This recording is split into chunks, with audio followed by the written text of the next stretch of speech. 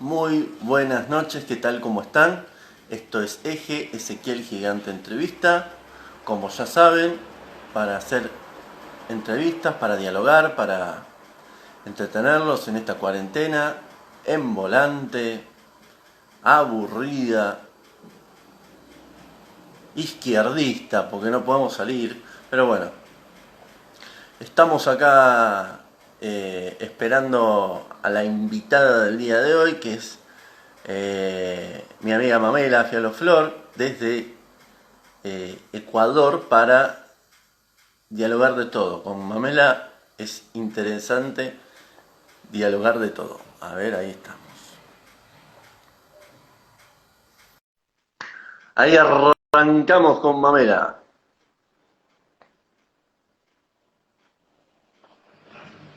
Hola Mamela, ¿qué tal? ¿Cómo estás? Bien, gracias. Hola. Hola a todos los que nos ven. ¿Cómo está todo por allá? Te noto siempre al aire libre, por eso siempre me pedís con la luz, ¿no? Así es, no tengo conexión dentro de casa, tengo que venir donde una vecina que generosamente nos presta este espacio. Bueno, ¿en qué parte de Ecuador estás en este momento? Y yo estoy en la costa pacífica, en la provincia de Manabí. Ajá. Ujú. El mayor problema, bueno, está en Guayaquil, ¿no? Con el tema del coronavirus, hay un alto grado de contagios y de muertos. ¿Cómo eso se va mejorando? ¿La cosa sigue mal? Es bastante difícil de dar una respuesta acertada, lo que sí, más del 70% de los casos totales están en la provincia del Guayas, en particular en la ciudad de Guayaquil, que es la ciudad que más mueve el comercio en el país, entonces es un golpe a toda la nación. Yo no he visto ningún otro país donde haya cifras así, porque en todos los países sale cifras totales de muertos y solo en Ecuador tienes 900 muertos y 1.453 fallecidos. O sea, hay dos rangos de muertos, porque los unos son ya los verificados y los otros son los sospechosos. Ah, claro, yo Ento- preguntaba qué diferencia hay entre muerto y fallecido, pero exacto, parece que... sí, es Sí, confuso adelante. realmente. Ujú. Hay un delay, ¿no? Porque es como que te llega más tarde lo mío. Yo te escucho bien, tal vez a vos te Ah, llega bueno, lento. dale, continúa. No, eso te decía, o sea, salen los demás, digamos, hasta ahora son 900 fallecidos en total, 1.453 fallecidos sospechosos. O sea, son personas que fallecieron con un problema respiratorio, pero todavía no se sabe si es que fue coronavirus porque en el país no hay suficientes pruebas. Ahí está la diferencia. Ujú. Entonces tenemos hasta ahora cerca de 25.000 diagnosticados. O sea Y que, ujú. y en la parte donde estás vos, ¿cómo está la cosa? ¿Está lleno de policías controlando por todos lados, que no te muevas? ¿Cómo es? O sea, han habido medidas muy restrictivas. De acuerdo al número en el que termina la patente de tu auto, solo puedes salir un día por semana. Cada número Ah, solo tiene un día asignado. Y por ejemplo, nosotros que estamos en una playita de pescadores, no hay que ir a las ciudades más cercanas a buscar suministros. Y en la ciudad de Pedernales, que es la más cercana, 3 médicos fueron a Guayaquil en misión y los 3 volvieron infectados. mm. Entonces, Y de hecho, me contabas sí. algo increíble mientras dialogábamos, un reporte donde afecta mucho más a hombres que a mujeres.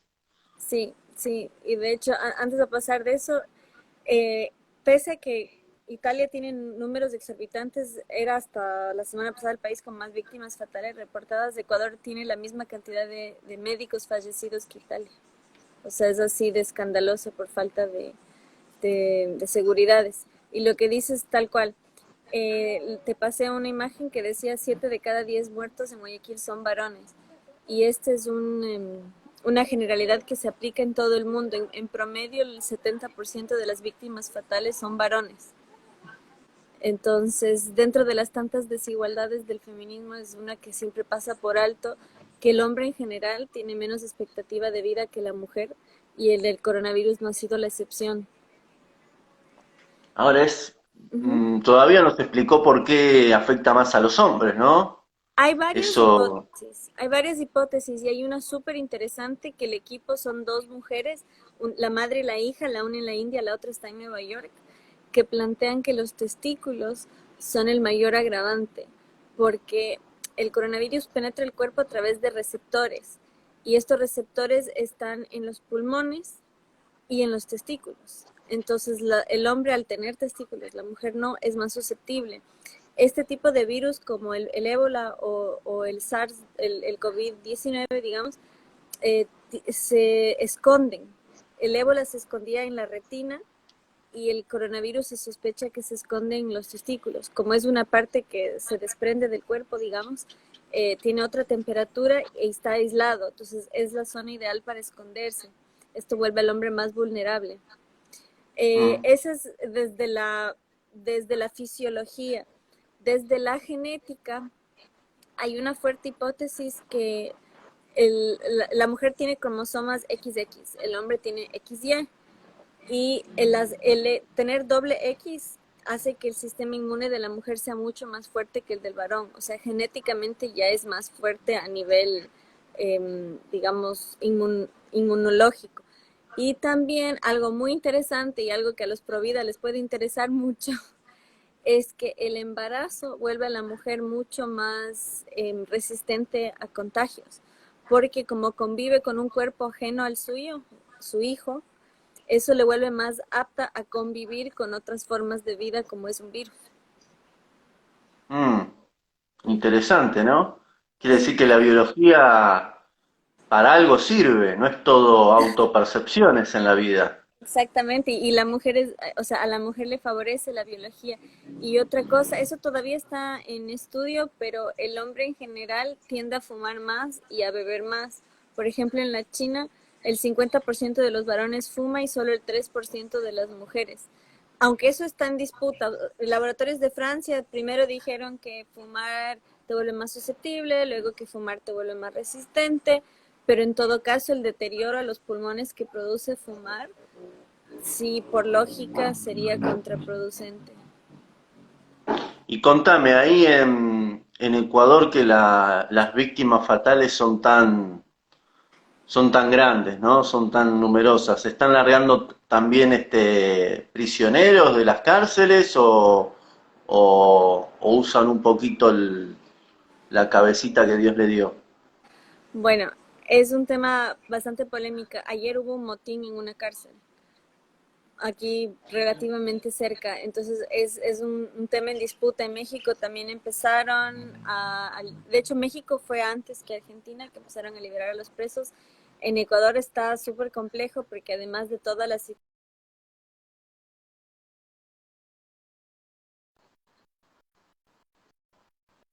mediante la fuerza, o sea, se pudo escuchar helicópteros ayer para frenar el motín. O sea Y que yo nos hice un estamos meme, sí. copiando de ustedes. Va, ustedes se copian de nosotros nos copiamos de ustedes, pero siempre copiamos lo malo. No, bueno, México fue el precursor. Y realmente yo me he dado cuenta que es un tema que genera una tensión tremenda. Yo tengo un fanpage en Facebook, Mamela, y cuando hice un meme salía esta cara del así y el así. Mm. Decía peligro para la sociedad, era una persona paseando un perro, víctima de la sociedad y un preso todo lleno de tatuajes, el clásico pandillero, y la gente es súper agresiva, acusándote de odio. Y dije, es cuestión de tiempo que hablen de presofobia. Y esto es súper interesante. Sos Sí, una yo dije, presofóbica, Mamela. en No, realidad no, no. no, sufrís una fobia Bueno, contra los presos. acá hay una banda de narcotraficantes y sicarios que se llaman los choneros por una ciudad que se llama Chone, que es aquí en la provincia de Manabí, y uno de los cabecillas fue liberado porque prescribió su sentencia, porque pasó un año sin sentencia formal y el equipo legal aprovechó y lo liberó. Entonces, en medio de todo este caos, el sistema judicial no está pudiendo funcionar debidamente y aprovecharon y lo sacaron. Entonces no es solo los presos comunes, es también presos pesados que están saliendo gracias a estos agujeros jurídicos que se generan por tanto, por tanto que se detiene, digamos, el ámbito laboral. Ahora, y es alarmante también porque por una cuestión lógica de que están dejando salir violadores, criminales y los que se llenan la boca defendiendo a las mujeres, con marchas, con pañuelitos, con todos los bochinches, hasta ahora no han dicho absolutamente nada. O sea, qué extraño que es todo, ¿no? No solo que no han dicho nada, he visto abiertamente gente de pañuelo verde, sobre todo en Twitter, porque Twitter es un nido progre impresionante, que abiertamente están a favor de la liberación de los presos. Entonces, en California, que es uno de los estados más progres de Estados Unidos, en Orange County, que es donde se filman todas las series y tal de Hollywood, sacaron un artículo así con las fotos, el nombre, todo, de 8 violadores que fueron liberados en medio de la pandemia, entre ellos abusadores de niños. Entonces, sí. Bueno, cuídate, Mamela, andate, No, pero eso fue en metete California, en adentro. Estados Unidos, no acá. Sí, bueno, pero viajan, van a poder viajar, van a poder tener los mismos derechos que cualquiera. Ajá. Metete Entonces, adentro. sí, uno ve acorde mayores el grado de progresismo, mayor es el alejamiento de la lógica. Supongo conoces a Jordan Peterson y si no, y los demás no. Jordan Peterson, sí, sí, sí. Sí, él divide mucho, él es además politólogo. Él habla mucho de cómo las filiaciones políticas se asemejan mucho de acuerdo a las personalidades.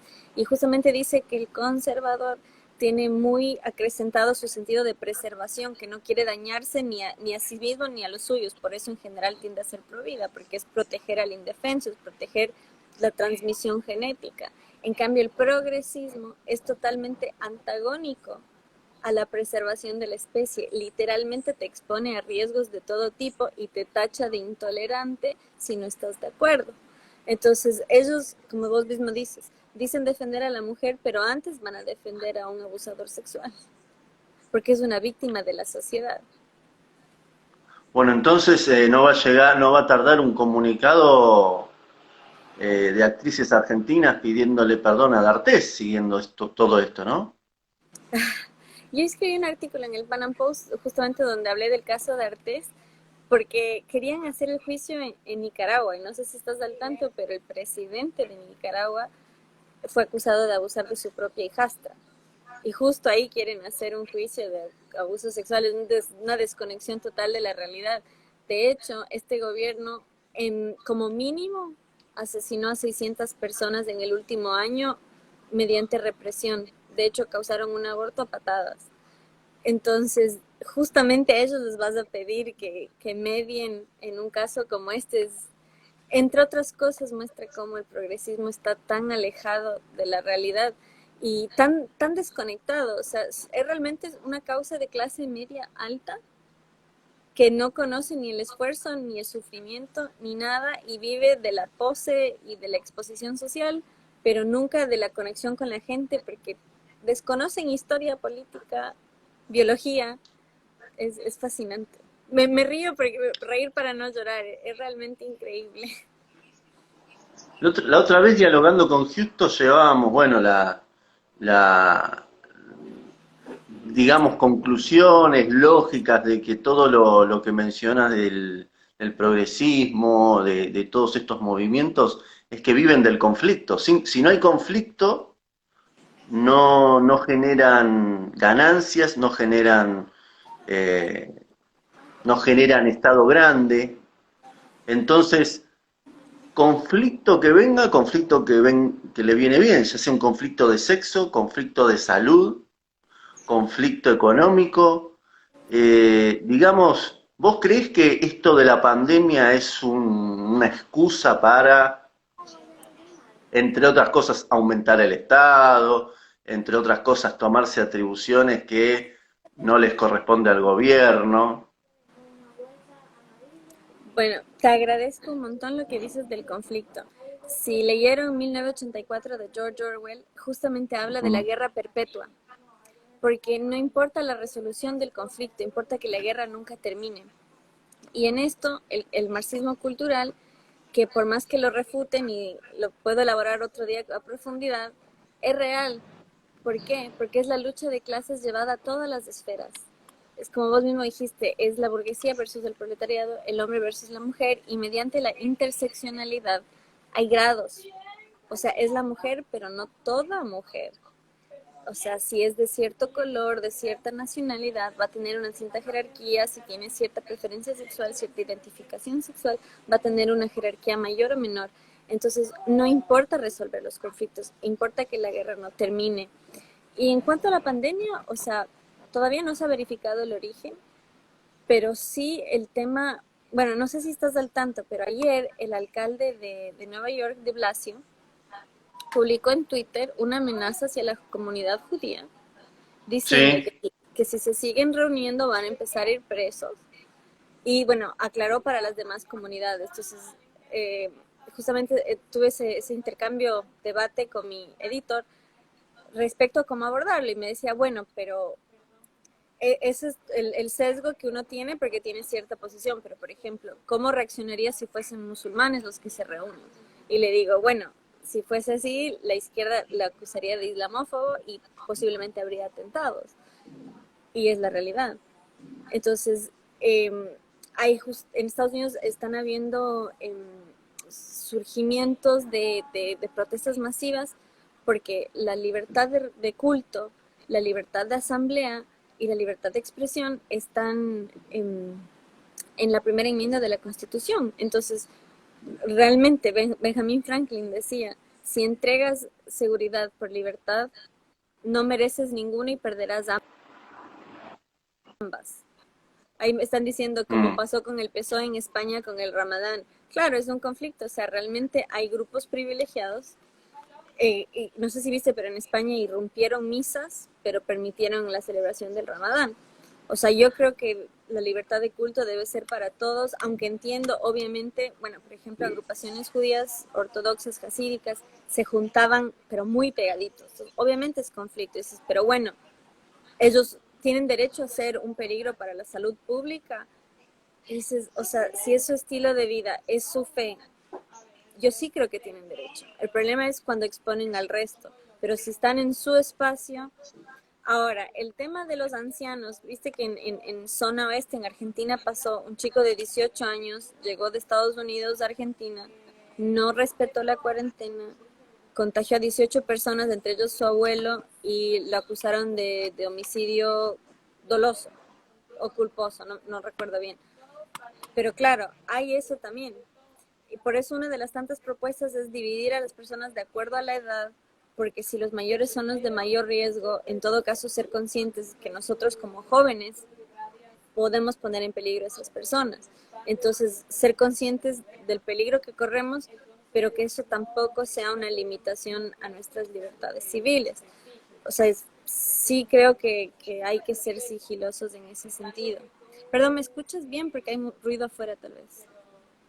yo te escucho bárbaro, sí, ¿vos a mí bien? Sí, súper, es que hay más gente hablando. Bueno, yo creo que realmente es un momento en el que quien defiende la libertad tiene un doble reto, porque si uno defiende vida, propiedad y libertad, defiende vida primero. Entonces, si hay actitudes, conductas que ponen en riesgo tu vida y la de los demás, debe haber una cautela. Pero si eso justifica que el Estado se tome atribuciones que no le corresponden, no estoy de acuerdo. Publiqué un artículo recién que decía cuando la cuarentena viola la Constitución es tiempo de rebelión. Hubo varias insurgencias por parte de policías en Estados Unidos que se negaron a cumplir las órdenes de gobernadores y jueces porque violaban la Constitución. Entonces, por ejemplo, en el estado de Washington, no Washington capital, sino el estado de Washington en la costa oeste, decían que prohibieron construcciones del sector privado, o sea, que uno lleve el pan a la mesa, el padre de familia, pero el paisajismo del municipio seguía. Entonces, ¿por qué la obra pública puede seguir, pero la obra privada no. Entonces, como policías decían, no puede ser que no le dejemos a un padre llevar el pan a la mesa, pero sí al Estado gastar los impuestos de la gente. Entonces, en ese sentido se ha politizado mucho porque hay muchos simpatizantes pro-Trump que son los que están encabezando esto. Y mucha gente pro-armas que se ha abanderado de esta causa, porque claro, es el derecho al que más se aferran en el momento que el Estado se está excediendo en sus funciones, porque es justamente mediante las armas que uno regula al Estado y dice, hey, hasta aquí nomás, te pasas de la raya y dicho bien criollo, se pudre el rancho. Ahora, Mamela, cuando uno de los argumentos más escuchados por el progresismo, todo este que quieren una especie de conflicto y dicen que el aislamiento y demás, argumentan que en Brasil y en Estados Unidos, que son los famosos gobiernos de Trump y Bolsonaro, que son los malos, los monstruos, todos esos tipos de calificativos, es donde más muertos hay. Eh, Ergo, es necesario un Estado que obligue a todo el mundo a no caminar más de 500 metros cuando sale de la casa. ¿Qué opinión tenés de eso? Bueno, hay algo muy, muy importante que hay que destacar, y lo digo mucho en mis notas en el Pan Am Post. La cantidad de personas diagnosticadas no necesariamente refleja la cifra real y el mejor caso para ejemplificarlo es China. Con 1.000 millones de habitantes, supuestamente solo tenía 3.300 muertos durante un mes. Ellos tienen departamento de propaganda. El departamento de propaganda publicó un libro de la Guerra Popular que le ganó el Partido Comunista al virus. Publicó en 6 idiomas. Y al mes, me parece que fue viernes 17 de abril, anunciaron que había 50% más muertos de los que dijeron que había inicialmente. Entonces, muchas veces las cifras enormes no demuestran mayor cantidad, sino mayor transparencia. Y en el caso de Estados Unidos es evidente lo mismo en el caso de Brasil. Ahora, el tiempo les dará la razón o no. Brasil, el enfoque que ha tomado es, la gente se va a enfermar, apuntemos esfuerzos a los enfermos, curado a la mitad de los contagiados. Es un número enorme. O sea, ni siquiera Chile Perdóname, con sus ¿podés repetir cifras lo último infladas. porque te me quedaste congelada? Lo último. Ok, sí. Decía que el tiempo les dará la razón o no, pero lo que se ha visto hasta ahora en Brasil es que la mitad de los contagiados han sido sanados. Entonces, Brasil ha tenido más una política de que la vida tiene que seguir, porque también hay que ver la realidad de cada país. Tiene más de 200 millones de habitantes. Paralizar una economía así, hacer pruebas a todos, es bastante difícil de lograr, por no decir imposible. Entonces Brasil dijo, bueno, lo que vamos a hacer es que la vida siga como puede y apuntemos los esfuerzos a sanar a los que se enferman. Y la verdad, hasta ahora han hecho un gran trabajo. Otro caso, bueno, sé que Chile y Argentina tienen una tensión histórica, pero a mi parecer, Chile, al ser la economía más libre de la región, es la que por lejos se ha destacado en esta situación. Un mes antes de tener su primer caso, incluso antes que la OMS declare pandemia el coronavirus, en febrero, porque en marzo anunciaron y ya en febrero Chile ya empezó a prepararse, a hacer pruebas, a restringir vuelos de España, Italia y Corea del Sur, perdón. Entonces Chile realmente ha sido formidable. Se ve, una imagen dice más que 1.000 palabras. En los gráficos ves la cantidad de pruebas que han hecho otros países y Chile está acá. Entonces, en ese sentido también, gracias a que tiene un sistema de salud privado tan eficiente y tiene una coalición público-privado, es que ha podido destacarse. México, por ejemplo, que se llama la boca de lo estatal, ha tenido que bajar la cabeza AMLO y aceptar una coalición público-privada. No sé si estás al tanto, pero en el gobierno de López Obrador, México tuvo la mayor cantidad de asesinatos en su historia. Más de 100 personas por día son asesinadas en México. Entonces llegó un punto que por los heridos de bala, en México no hay lugar en las emergencias. No hay camillas en los hospitales. Han habido niños recién nacidos que mueren porque no hay camas, porque hay delincuentes desangrados. Entonces, eso que te digo, la presofobia. O sea, son gente como nosotros, pero son gente que tomó decisiones que los pone en riesgo y nos pone en riesgo a los demás, no solo por las secuelas físicas, sino incluso en los hospitales. O sea, no se puede atender un niño sano, inocente, porque un delincuente se estuvo matando a tiros con otro bando. En fin, Mm. lo digo porque los hospitales privados en México hicieron una coalición con el gobierno en que van a ceder 50% de sus camas. No a enfermos de coronavirus, sino a enfermos de otras condiciones para que sea el Estado el que se encarga del COVID. En cambio, por ejemplo, en un régimen totalitario como Nicaragua, que tiene un presidente guerrillero, perdón, mi sobrinita quiere participar. Hola.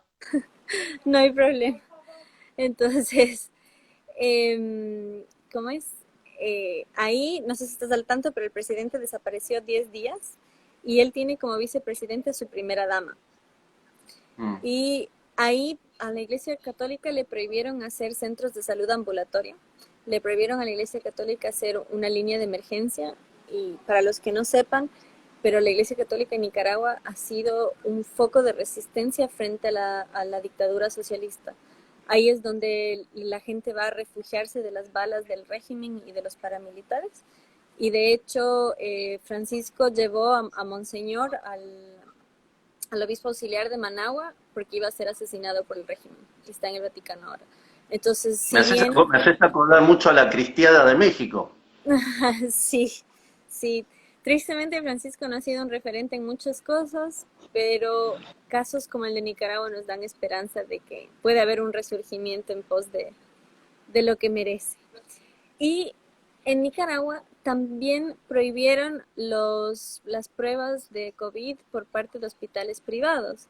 Entonces, este es un tema que deja muy en claro cómo el socialismo, el, en teoría y en la práctica, quiere monopolizar todo desde el partido, desde el gobierno, al punto que no es porque no hay, es porque no permiten. Y no solo eso, en el caso de Nicaragua ha sido sobresaliente el nivel de represión. Criminalizaron el uso de tapabocas, de mascarillas. O sea, una cosa es desincentivarlo, pero ellos lo criminalizaron. Porque al igual que en China, que empezaron a perseguir a los médicos, que empezaron a denunciar la pandemia, en Nicaragua están despidiendo a los médicos de hospitales públicos porque el gobierno quiere hacer parecer que no pasa nada, que no es tan grave. Públicamente en Nicaragua solo hay 13 casos, de los cuales 3 fallecieron. Eso significa que tienen una letalidad del 23%. Entonces quieren tapar que no pasa nada, pero en realidad es más grave, porque con esos números tan chiquitos indica que hay un 23% de mortalidad, es altísimo. Y entonces, tapando, empeoran y supuestamente lo que quieren lograr es tapar que no hay contagio comunitario, pero ya una cubana reportó haberse contagiado en Nicaragua, entonces incluso entre aliados se están destapando. Ahora, Mamela, leyendo tus permanentes artículos en Panamá Post y en tus redes, mencionás mucho mencionás y empezás a polemizar mucho con la Organización Mundial de la Salud. Eh, ¿Qué hay con eso? Bueno, Trump acusó a la OMS de ser chinacéntrica, porque, bueno, es bastante profundo el tema. Yo todavía no he sacado la nota porque es muy difícil de encontrar información sobre Etiopía. El director de la OMS es el primero en la historia que no es médico clínico, es doctor en filosofía. Ah, bueno, entonces si me siento mal no llamo al examen ni a nada, llamo a un filósofo. Claro, o sea, él Mm. estudió él estudió biología como licenciatura y tiene formación en medicina comunitaria, pero ni laboratorista ni clínico. O sea, tiene una idea, pero no es profesional de la salud. Entonces, comenzando de ahí, hubo una protesta muy fuerte en el 2017 cuando él fue candidato, porque él como ministro de salud en Etiopía encubrió 3 brotes de cólera y se le acusa de algo súper grave que es una... A él se le acusa, ya digo, que acusa porque es difícil encontrar información. Etiopía está entre los países más, donde más se reprime la prensa y supuestamente el partido de gobierno tiene 100% de votos a favor, lo cual es bastante sospechoso. Él, y eso es algo muy interesante que rebate el mito progre de la inclusión social. Él al ser africano era como hoy el más vanguardista, digamos, qué inclusivos somos, tenemos un director africano, pero en realidad él pertenece a una minoría étnica del 8% que es supremacista y que hizo un apartheid dentro de Etiopía y su minoría, que es Tigray, es la región, absorbió otra región y fueron acusados de hacer una limpieza étnica mediante el contagio masivo de HIV. Así de grave. Pero ya te digo, acusado. No ha sido demostrado por el hecho que no hay medios independientes, pero sí se le retiró los fondos a favor del HIV precisamente porque desaparecieron los fondos y por esas acusaciones tan graves. Entonces, y él, Etiopía, el país, él es naturalmente de Eritrea, pero bueno, hubo mucha, su zona pasó a ser parte de Etiopía y Etiopía se conoce como la pequeña China, justamente porque es a través de Etiopía que China se expande hacia el resto de África y fue gracias a China que él fue nombrado como director ejecutivo de la OMS y lo primero que hizo fue nominar a Mugabe, que fue un dictador vitalicio, a condecorarle de un premio humanitario. Y obviamente tienen en común que son todos marxistas.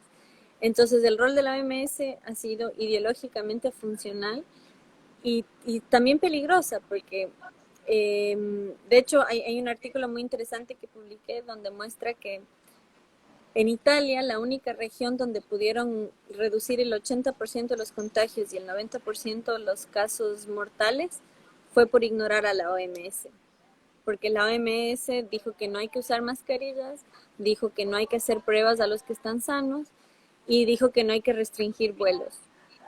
Y el Véneto, donde está Venecia, ignoró esas 3 cosas. Y esto lo mencioné en una entrevista que me hicieron desde el Chaco, en Argentina, que es muy útil para un país que promueve el federalismo. Es justamente que el Véneto, como es una zona que busca ser autónoma, el federalismo les sirvió en cuanto los gobernadores decidieron hacer caso a expertos y no a burócratas. Mm. Y que es todo lo opuesto que ha pasado en el resto del mundo. Están esperando que la OMS diga qué hacer, pero la OMS no tiene en su cúpula expertos, sino a burócratas.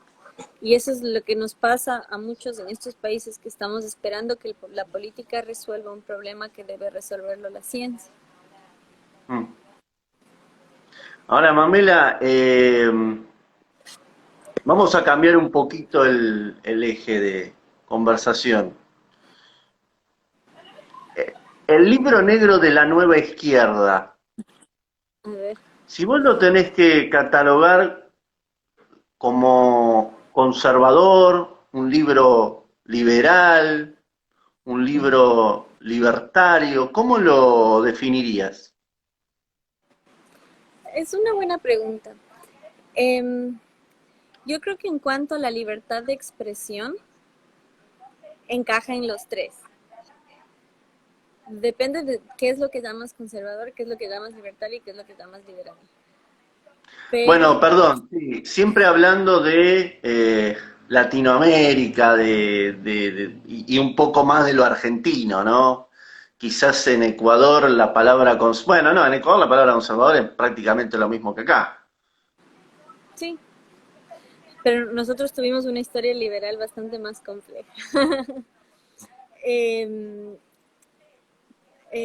Sí, o sea, yo creo que desde un liberalismo clásico encaja mucho en lo que es la libertad de expresión y me parece fenomenal.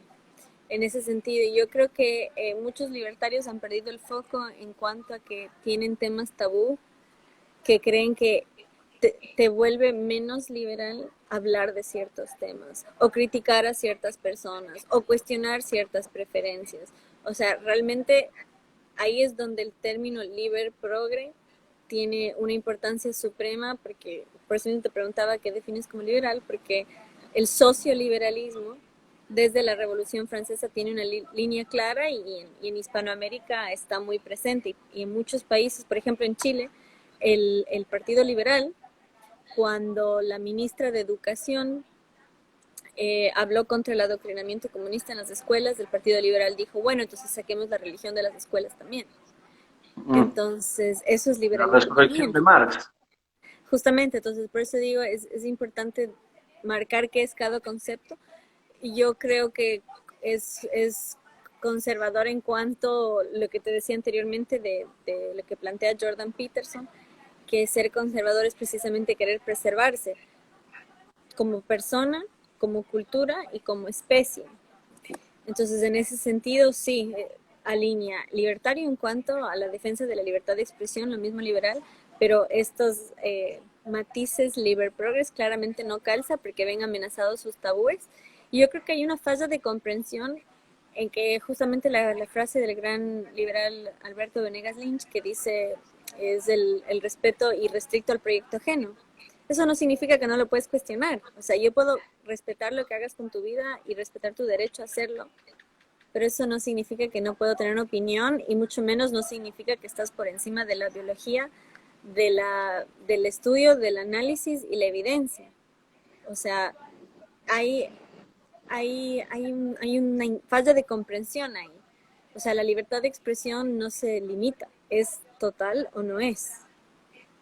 Entonces, en ese sentido, muchas veces ahí es cuando uno cuestiona la defensa de la libertad de unos, cuando quieren limitarla de otros y justamente alegan hacer lo contrario. Y yo creo que el hecho que Márquez y Laje fueron atacados justamente por espacios liberales dice mucho. Y también de esta necesidad que tienen de querer empatizar con el otro. O sea, a mí me parece perfecto querer generar lazos. De hecho, el cargo del Papa es ser sumo pontífice, como es constructor de puentes. Yo creo que uno cuando tiene una buena idea, cuando tiene una buena emoción detrás, va a querer unir, conectar. Está bien, pero otra cosa es querer aplastar a uno en el camino para usarlo de puente y pasar por encima. Mm. Y me parece súper peligroso y cuestionable. Y yo creo que en Hispanoamérica en general la gente tiende a ser más conservadora en cuanto a valores, en cuanto a la familia y cosas por el estilo. Y yo creo que se llega más a la gente por medio de lo obvio. De hecho, ahora que estoy más en la naturaleza, o sea, si les vienes con estos cuentos liber progress ni los entienden. O sea, es una falta de respeto al sentido común. Y, y justamente me encanta hacer los paralelos con la obra de George Orwell, porque es realmente querer convencerte de una mentira. Y el tema de los presos, perdón, vuelvo a eso, es lo más claro. O sea, vos no tienes derecho a libre tránsito, pero alguien que atacó físicamente a otra persona, sí. Entonces, bueno, en ese sentido, sí creo que es importante ver también que nuestro sistema de justicia es deficiente en general y sí hay mucha gente que está injustamente presa y hay mucha gente que fue detenida por crímenes no violentos. Entonces, en ese sentido, sí me parece eh, digno de análisis porque tal vez sí hay gente que no le hizo nada a nadie y está ahí injustamente y no tiene por qué estar junto a criminales. Yo creo que eso también vale resaltarlo. Pero sobre todo, también no puedes tener una sociedad donde se dice y se contradice la ley.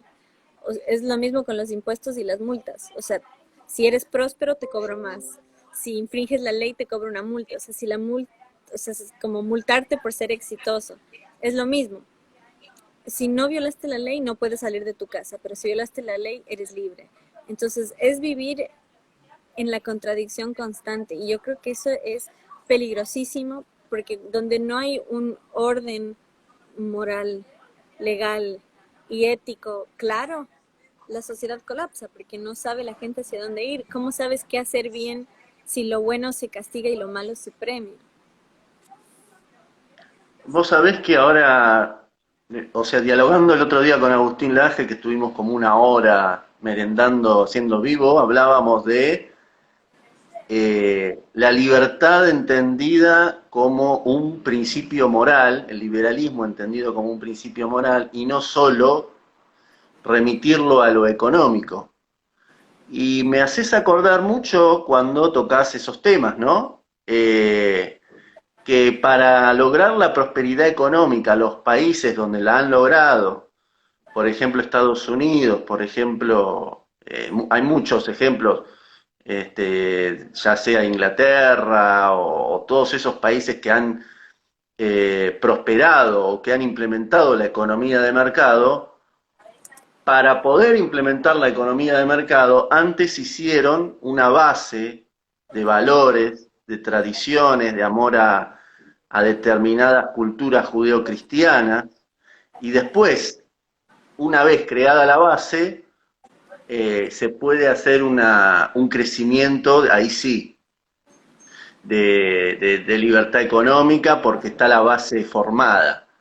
¿Crees que el liberal normal, de los de ahora, los modernos, parte de la cuestión económica y se olvida de esa base y por eso es que hay tantas contradicciones y tantas lagunas por todos lados? Yo creo que más que olvidarla, la desconoce. Yo creo que vivimos en la era de Google, donde mucha gente tiene su formación económica a raíz de videos en YouTube, lo cual me parece formidable. O sea, es una época única para conocer cosas fundamentales, pero también tiene la doble punta de la superficialidad.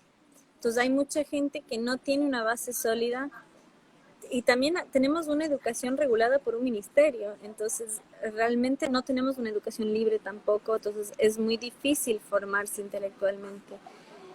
Yo creo que, yo los llamo keynesianos culturales, lo tengo que todavía instaurar como una hipótesis, pero justamente la base del keynesianismo es la frase, a la larga todos vamos a morir. Entonces es la exacerbación del hedonismo y que es justamente lo que son los liber progress, que es mis placeres y nunca mis deberes. O sea, no hay una noción de lo que yo tengo que hacer para que la libertad se perpetúe. Es solo quiero hacer lo que yo quiero hacer. Entonces, en ese sentido, no se dan cuenta. En inglés es taken for granted. Es algo que dan por hecho, que es así y debe ser así. No se dan cuenta que es algo que se gana y por tanto es algo que se pierde. Y permiten justamente que haya esta falla de concepción de lo que es el capitalismo, porque la base del capitalismo es el ahorro, no es el gasto. Y justamente algo que tanto se critica desde la ignorancia es que se cree que el capitalismo es consumismo y no es así. Lo opuesto al ahorro es el consumo. Y el liber progre solo te ofrece consumo, es consumo de drogas, consumo de sexo. O sea, nunca es crear. Y lo proponen para esta generación, para sí mismos, nunca para el futuro. Mientras que quien honra su pasado y busca lo mejor para su descendencia, forja un sistema precisamente de ahorro para la posteridad. Entonces, en ese sentido, lo que hablabas con Agustín, no es que solo lo económico, hay una cohesión entre lo económico, lo cultural, lo histórico y lo que se busca futuro. Y eso es lo que mucha gente superficial se pierde. Y el término superficial es súper importante, valga el juego cacofónico súper y superficial, porque justamente es no tener raíces. Y son gente que no tiene formación sólida, son gente que no tiene proyección a futuro, no solo en lo económico, sino en lo biológico. Son gente que no piensa en la generación entrante. Hay una frase, un proverbio griego que a mí me encanta que dice, una cultura crece cuando los ancianos siembran árboles bajo cuya sombra no reposarán, Mm. que es la idea de sembrar para el futuro y es sembrar para las futuras generaciones. Entonces, obviamente en causas como el aborto, por ejemplo, no les importa, al contrario, adhieren, O sea, yo di una charla muy buena que me permitieron el espacio los chicos de Libre Razón, es un think tank de Ecuador, me permitieron dar una charla pro vida. Y fue genial porque yo les mostré una protesta que hubo en Argentina y el lado pro vida era celeste y el lado pro aborto era rojo. ¿Por qué era rojo? Porque era una causa comunista. Claro, Entonces, muchos chicos, sobre todo varones, porque claro, al varón se le hace creer que es un tema del cual él no tiene derecho a hablar, a ellos no les gané tanto desde la empatía, sino desde la lógica, que era, si esa es una causa comunista y yo defiendo la libertad, yo no puedo empatizar con esa causa. Entonces, muchos chicos salieron diciendo, yo entré siendo pro aborto, salí siendo pro vida. ¿Por qué? Porque no quiero ser funcional a mi enemigo. Suena crudo, pero es la realidad. Entonces, es como vos decías, debe haber una base, pero es una base mucho más profunda. Y es una base de que yo lo que yo estoy trabajando no es solo para mí, es para el futuro. Y yo heredé esto. O sea, yo vengo de, por ejemplo, en el caso de Argentina, de San Martín, de Alberdi, de gente que peleó por esto. Entonces, de hecho, el himno nacional, ¿qué es lo que dice? ¿No? O sea, esta exaltación de la libertad. Venimos de una cultura que exalta la libertad y de repente, no sé si estás al tanto, pero los kirchneristas tergiversaron el libertad, lo demás no importa nada, a igualdad, lo demás no importa nada. Entonces, sí, tergiversaron tantas cosas que ya perdí la cuenta. claro, pero Por es ejemplo, el juramento, los juramentos que hacen, ¿no? Acá en Argentina es, bueno, juro por Dios y los santos evangelios, cada vez que asumen. Acá ellos juran por Dios, los santos evangelios, la tía, la sobrina, la cuñada. Yo no sé, me gustaría hablar con algún día algún jurista, yo anularía esa, porque digamos que te están haciendo una pregunta clara. ¿Jura usted por Dios y los santos evangelios hacer y cumplir y hacer cumplir? Es una pregunta concreta, no te están preguntando si jurás por tu sobrino. Pero bueno, quería hacer ese paréntesis porque nunca lo pude hacer en ninguna entrevista. Pero bueno, ahora se me... Continúa, mamera. no, está bien. De hecho, muy poca gente lo sabe, pero el Don't Tread on Me, esto lo hemos hablado alguna vez, la bandera amarilla con la serpiente y todo eso, en la época de la Revolución Americana tenía al lado una bandera blanca con un pino que decía, era una exaltación a los cielos, una apelación a los cielos. Entonces, en la Revolución Americana queda muy en claro y en la Constitución Argentina aún más claro. La idea es que justamente nada está por encima de Dios. Entonces, este poder moral es de que responde como juez frente a tu conducta. Entonces, es una limitación al Estado. Y el libre progre, cuando ataca a esta institución, es servir a la izquierda, al comunismo y a la conversión del Estado en un ente, una deidad, por así decirlo. Causas, por ejemplo, como el matrimonio igualitario, es lo mismo. Es pedir que el Estado emita sacramentos. Si uno ama la libertad, por eso decías, por ejemplo, términos como conservador, libertario, liberal. Si uno quiere achicar el Estado, uno debe sacar el matrimonio del Estado. Es lo más pro libertad que puede haber. No importa quién participe. Entonces, justamente estas asociaciones, estos think tanks, estos referentes que se abanderan como causa, que el Estado diga quién se puede casar, es terrorífico. Y es lo más antagónico a la libertad en sí. Entonces, bueno, hoy, retomando el tema COVID, cuando vemos algo tan irrefutable como el hecho que 7 de cada 10 muertos por COVID pasó en Ecuador, pasó en Italia, pasó en Nueva York, que son justamente los 3 focos en el mundo donde más muertos han habido en proporción bueno, no, en Ecuador en proporción a la población, en Estados Unidos en total, lo mismo en Italia. Porque eso también hay que considerar, la proporción en base a la población, porque pues si hay 320 millones de personas en Estados Unidos, no es lo mismo que haya tantos contagiados como en otros países. Pero bueno, En Nueva York, donde es la mayor concentración, aplica el 7 de cada 10. Yo creo que la mayor defensa de la libertad de expresión es justamente en que no te puedan hacer ir contra la lógica. Si yo estoy viendo estadísticamente que 7 de cada 10 son varones los fallecidos, entonces claramente es un problema que afecta mayormente a los varones. Pero ¿qué pasa?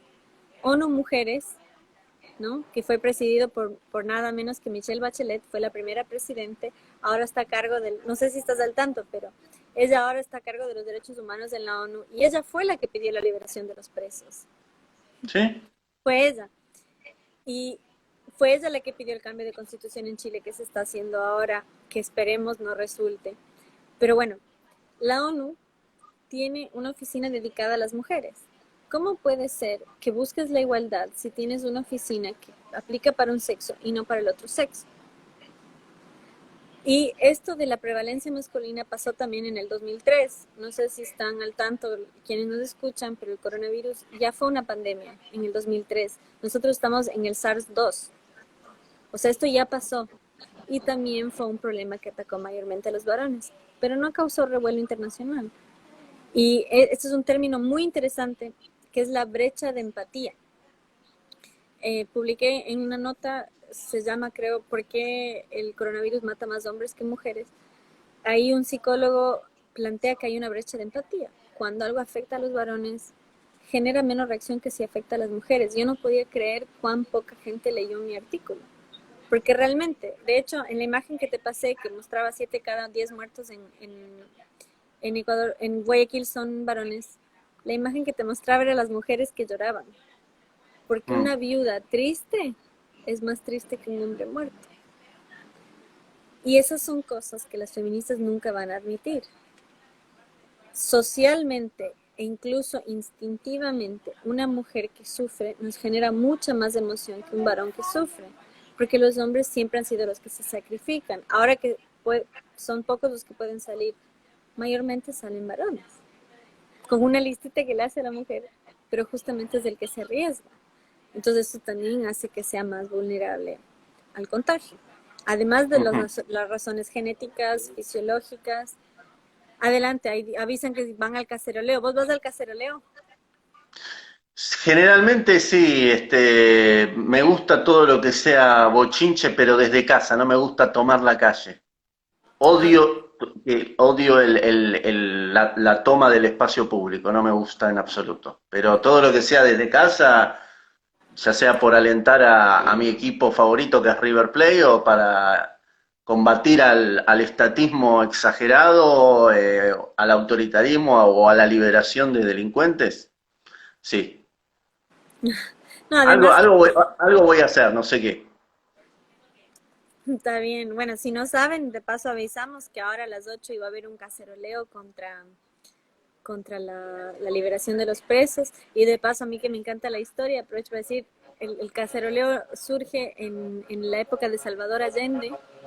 No sé si Argentina tendrá otra historia, porque viste que todo es argentino para los argentinos.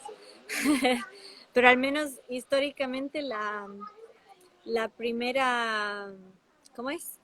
La primera manifestación de cacerolas fue por las cacerolas vacías que había en Chile cuando tenían presidente socialista que fue Salvador Allende.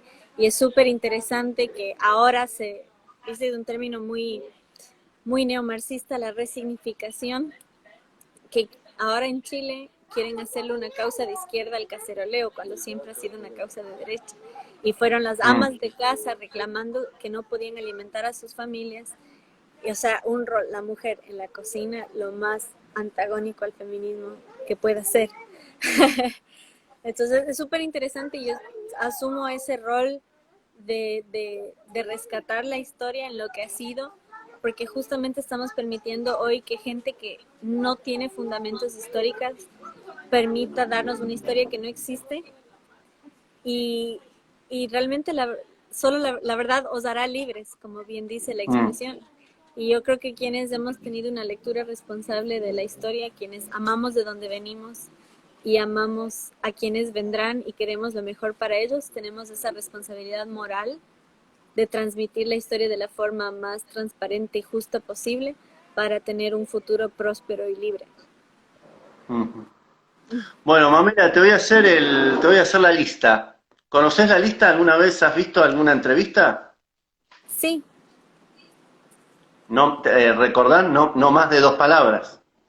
a Te ver, nombro te nombro personas famosas, y me las tenés que describir o definir, mejor dicho, en no más de dos palabras. mm, dale. ¿Qué pasa? Hay alguien ahí, hay alguien ahí a tu costado? No, que empezó a caer el sol y fueron todos a la playa. Ah, bueno, ¿querés ir a la... Bueno, te hago la lista y te vas para la playa? No, como verás, yo no me bronceo mucho, que digamos. Ah, no, no sos muy adicta al sol. No.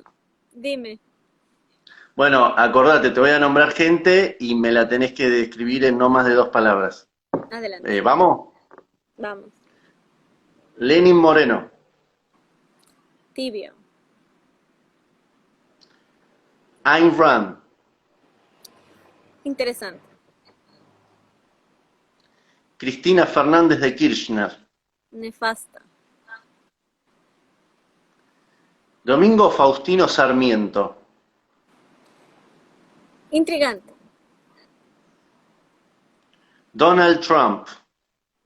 El rey. Ahí te van a decir, ah, defiende la monarquía, no es liberal, van a Yo sí atacarte por defiendo ese la lado. monarquía. Bueno, ahora me voy muy lejos, ¿eh? Me A voy ver, muy lejos, pero es alguien muy importante. Jesús de Nazaret, el mejor. Jorge Bergoglio. Siempre todos se quedan pensando con eso. Y se quedan pensando, pero no un minuto, dos minutos. Yo me puedo ir a cocinar ahora, y siguen pensando. Un desinformado. Ujú. Jair Bolsonaro, Hombre fuerte. Nicolás Márquez Un genio. y la última, Gloria Álvarez.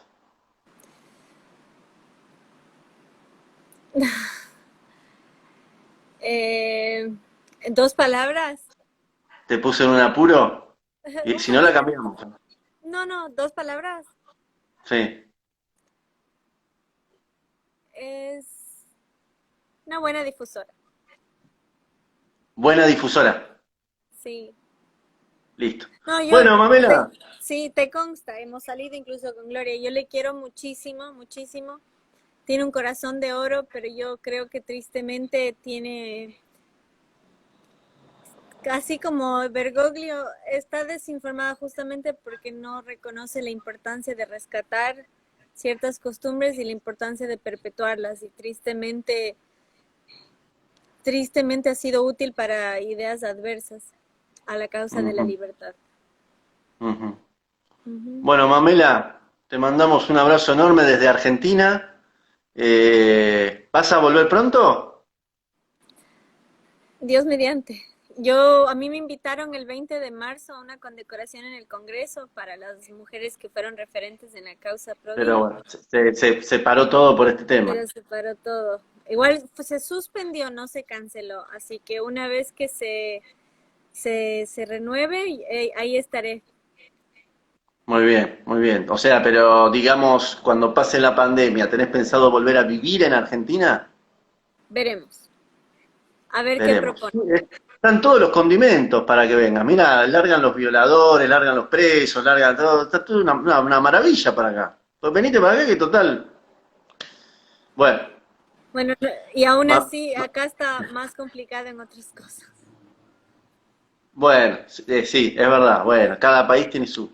Bueno, Mamela, gracias por todo. Después te mando el link para que lo compartas. Y bueno, este, gracias por tanto.